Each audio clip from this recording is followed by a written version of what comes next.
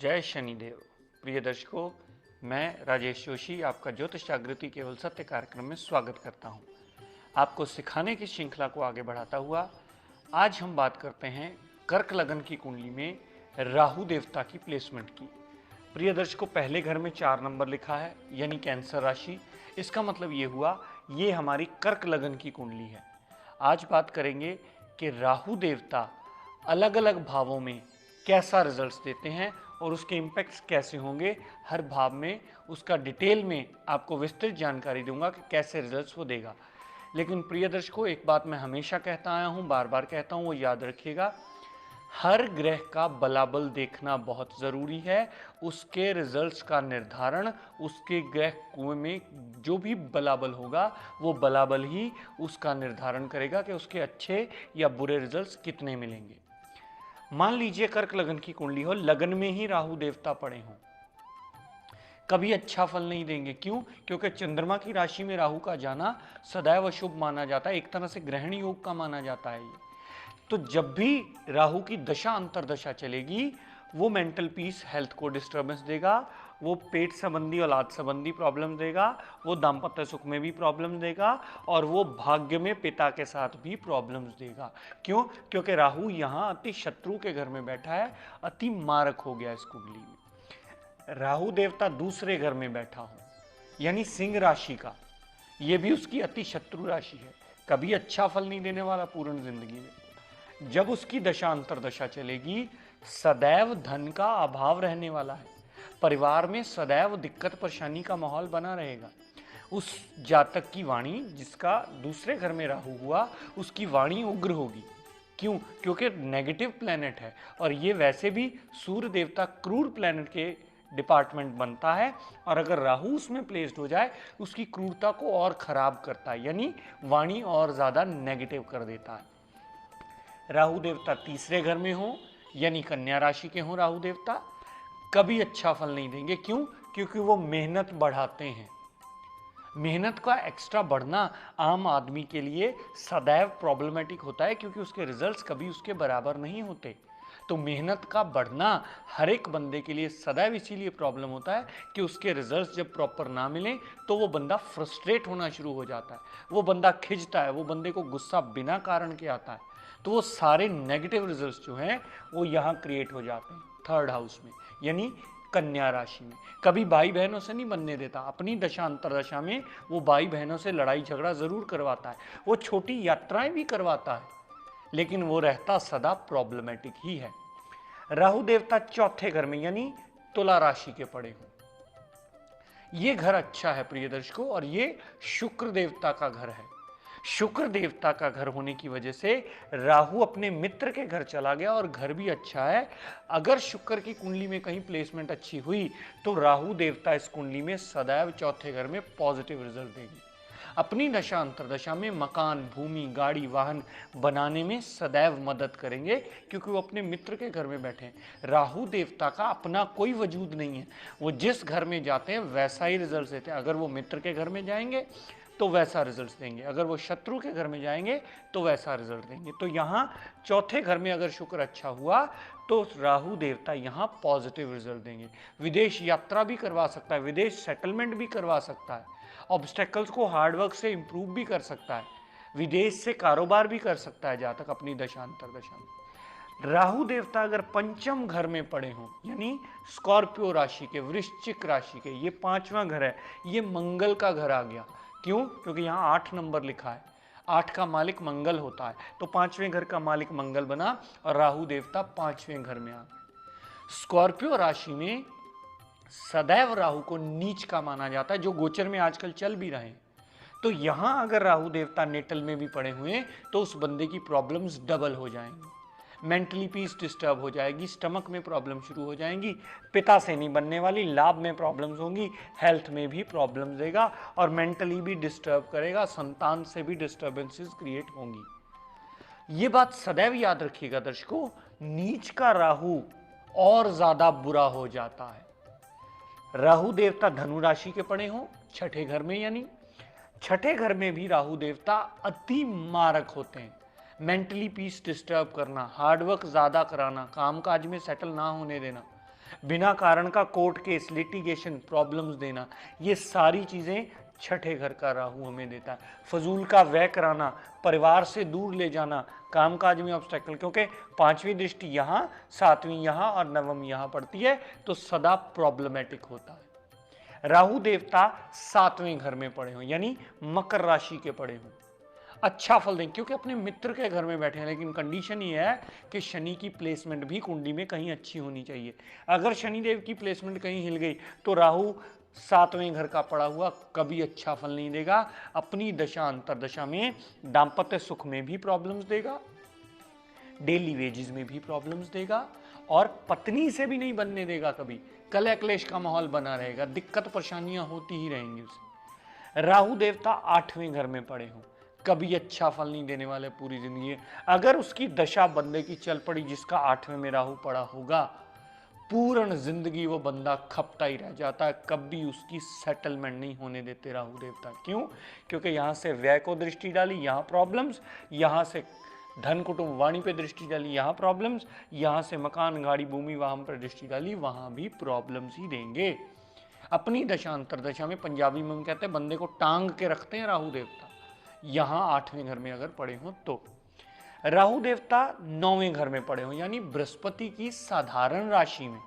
बृहस्पति की साधारण राशि मीन होती है दर्शकों। अगर राहु देवता यहां पड़े हो, अगर कुंडली में कहीं बृहस्पति अच्छा पड़ा हुआ, तो राहु देवता यहां उतना नुकसान नहीं करेंगे, क्योंकि ये देवगुरु के घर चले गए हैं और कुंडली के त्रिकोण में चले गए हैं, तो यहां दिक्कत परेशानियां कम करेंगे। लेकिन अलगाववादी प्लेनेट है, पिता से दिक्कत परेशानी थोड़ी बहुत सदा रहेगी। यहां कह सकते हैं कि मन मुटाव रहेगा, विदेश यात्रा भी कर सकता है जातक, ये उसको एडवांटेज मिलेगा।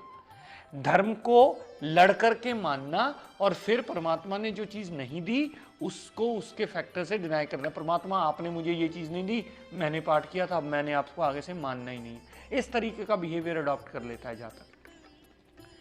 राहु देवता यहां पड़े हों, यानी 10वें घर में मेष राशि के, पूरी जिंदगी में जब उसकी दशा अंतरदशा चलेगी, कभी भी आपका काम काज सेटल होने ही नहीं देंगे। सदैव एक के बाद एक प्रॉब्लम्स, एक के बाद एक प्रॉब्लम्स।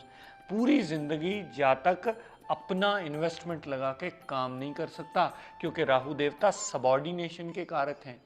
वो इंसान को सबॉर्डिनेशन, नौकरी, जॉब वर्क, वो चीज करवा सकते हैं। इंडिविजुअल इन्वेस्टमेंट लगा के अपना काम कभी पूरी दशा अंतरदशा में सेटल होने नहीं देगा। अगर दशा चल पड़ी है तो 18 साल की होती है, वो सेटल नहीं होने देगा। अगर अंतरदशा चल पड़ी है तो उस अंतरदशा के 2, 2.5 साल, 3 साल के पीरियड में इंसान को जड़ से उखाड़ देगा एक बार। काम काज का पंजाबी में कहता पट्ठा बिठा देना एकदम से। चलती चलती शॉप रुक जाती है, चलते चलते काम को अटकल लग जाती है, वो इस कगार पे आ जाता है कि उसे बंद करने की नौबत तक आ जाती है। तो यहाँ राहु देवता कभी अच्छा फल नहीं देते, इस बात को सदैव ध्यान रखिएगा दर्शकों। राहु देव 11वें घर में बैठे हों, यानी वृष राशि के, यहां राहु देव उच्च के माने जाते हैं। उच्च के यानी फुलफिलमेंट ऑफ डिजायर्स के। अगर इस कुंडली में शुक्र देवता अच्छे हुए तो राहु देवता इस कुंडली में सदैव अच्छा फल देंगे।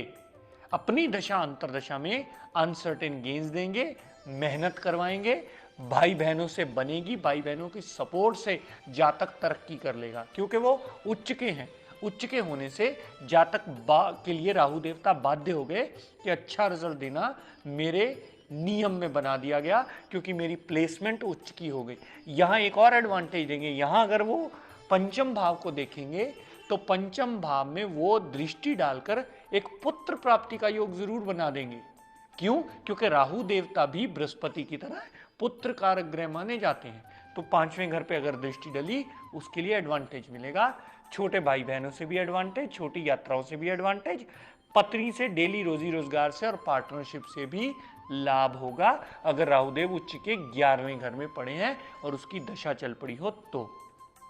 प्रिय दर्शकों, राहु देवता अगर 12वें घर में आ जाए, यानी मिथुन राशि की आ जाए, अपनी पूरी जिंदगी में जब उसकी दशा अंतरदशा चल पड़ेगी, वो जातक को सदैव पंखे की तरह घुमाए रखेगा, यानी टांग के रखेगा।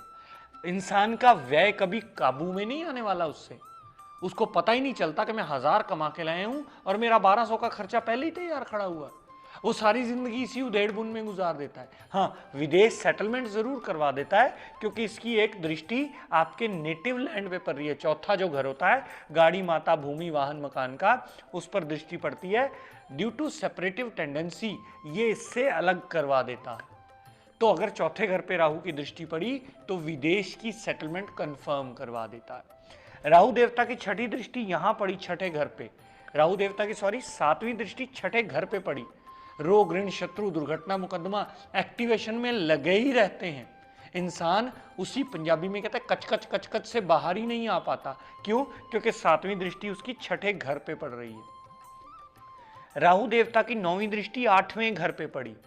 सदैव इंसान की ऑब्स्टेकल्स बिना कारण के आई ही रहती हैं। कभी भी वो हर काम स्मूथली करना, कितना भी अच्छी तरीके से करना चाहेगा, लेकिन कभी नहीं कर पाता। राहु की दशा, अंतरदशा में जब राहु की नौवीं दृष्टि ऑब्स्टेकल्स के घर पे पड़ती है तो बिना कारण के ही ऑब्स्टेकल्स खड़ी ही रहती हैं। छोटे छोटे काम के लिए उसको खपना पड़ता है, छोटे छोटे काम के लिए एक्स्ट्रा भागदौड़ करनी पड़ती है, तब जाके राहु देवता उसे जीने लायक बनाते हैं। तो राहु देवता कभी भी अच्छा फल नहीं देते। अच्छा फल सिर्फ तब देते हैं जब वो अपने अति मित्र के घर में बैठे हों और उसका मित्र भी कहीं अच्छी जगह प्लेसमेंट में आया हो। इस बात को सदैव दर्शकों ध्यान रखिएगा, क्योंकि राहु का लग्नेश चंद्रमा के साथ अति शत्रुता वाला रिलेशन है या ग्रहण योग वाला रिलेशन है। अगर वो मित्र के घर में अच्छी जगह प्लेस्ड हुए, जैसे ये तुला राशि के हो गए, मकर राशि के हो गए, वृष राशि के उच्च के हो गए, तब तो वो अच्छे फल देंगे। अन्यथा राहु देवता कभी अच्छे फल नहीं देंगे। सदैव इंसान को भगाते ही रहेंगे, हार्डवर्क करवाते ही रहेंगे, क्योंकि आपकी बॉडी का अति शत्रु है।